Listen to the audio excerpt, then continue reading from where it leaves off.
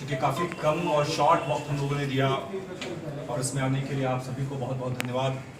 Party की तरफ से पार्टी के राष्ट्रीय अध्यक्ष जी ने आज निर्देशित किया कि पार्टी के तमाम प्रवक्ता हमारे दाहिने श्रीमती ज्योति सिंह जी हैं, विजय यादव जी हैं, धीरेन्द्र मुन्ना जी हैं, रामविलास जी हैं, नंदलाल मांझी जी हैं, अमरिंदर त्रिपाठी जी हैं और दीपक शर्मा जी हैं।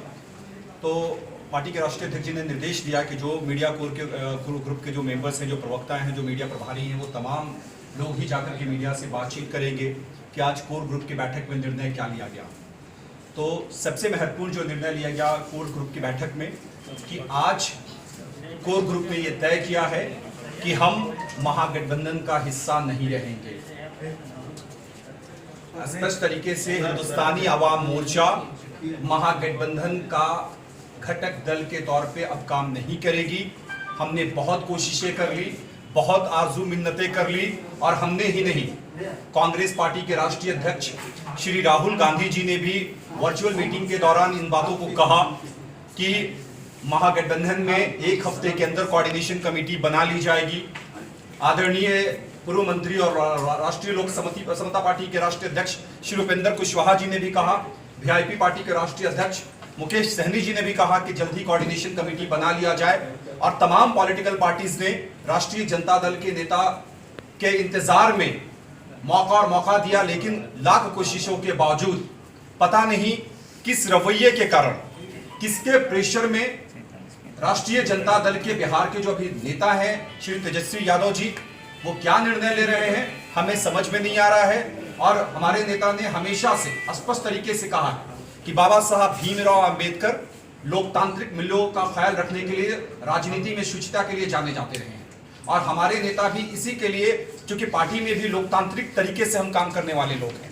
हमारे नेता ने स्पष्ट तरीके से कहा कि जिस गठबंधन में लोकतांत्रिक मूल्यों का पालन नहीं होगा वैसे गठबंधन में कहीं से रहना ठीक नहीं। और पार्टी के तमाम कार्यकर्ताओं ने भी यही सुझाव कोर ग्रुप के बैठक में दिया कि किसी भी स्थिति में महागठबंधन में रहना अब कहीं से ठीक नहीं है। जब वो घटक दलों के साथ न्याय नहीं कर रहे हैं तो अगर सत्ता में आएंगे तो बिहार के आम आवाम के साथ कैसा न्याय करेंगे, ये अपने आप में इस चीज को बता रहा है।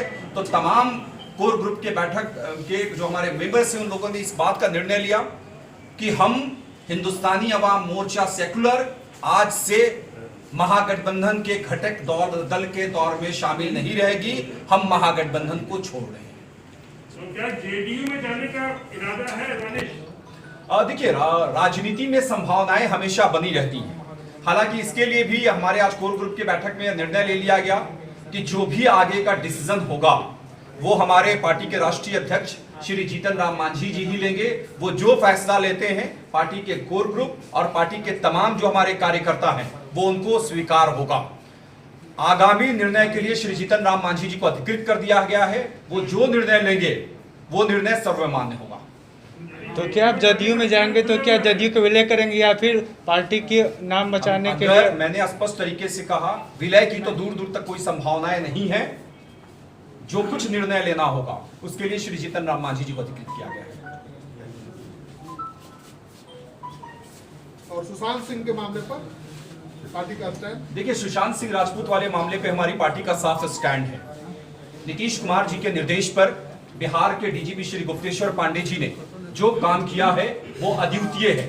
एक बिहारी सम्मान के लिए, बिहारी अस्मिता के लिए जो बिहार पुलिस ने जो कार्रवाई करी है उसके ऊपर में अगर कोई भी पॉलिटिकल पार्टी सवालिया निशान खड़ा करती है तो बिहार की अस्मिता पर वो निशान माना जाएगा। हमारे पार्टी का स्पष्ट तरीके से रहा है और डे वन से हमारे नेता श्री जीतन राम मांझी जी ने स्पष्ट तरीके से कहा है कि सुशांत के परिजनों को न्याय मिलना चाहिए और हमने सीबीआई जांच की मांग करी थी जिसको कोर्ट ने भी अंतिम मोहर लगा दी। लेकिन मुझे समझ में नहीं आता है कि राष्ट्रीय जनता दल के कुछ एक नेता किस तरीके से इस पर भी पॉलिटिक्स कर रहे हैं। अरे, बिहार के अस्मिता की बातचीत है, लेकिन आप अगर पुलिस के आला अधिकारियों पर ही सवालिया निशान खड़े करेंगे तो कहीं ना कहीं से बिहारी अस्मिता पर सवाल माना जाएगा। श्रेय लेने की होड़ मची हुई है कि हमने करा दिया सीबीआई। देखिए, मुझे लगता है कि इसमें श्रेय किसी को लेने की जरूरत नहीं है। न्याय की बात थी, बिहार के अस्मिता की बातचीत थी और हमने स्पष्ट तरीके से कहा कि इसके लिए बिहार सरकार को, बिहार के पुलिस को हम धन्यवाद देते हैं कि सुशांत सिंह राजपूत मामले को लेकर के उन्होंने इंसाफ दिलाने का कोशिश करा है। ठीक है सर।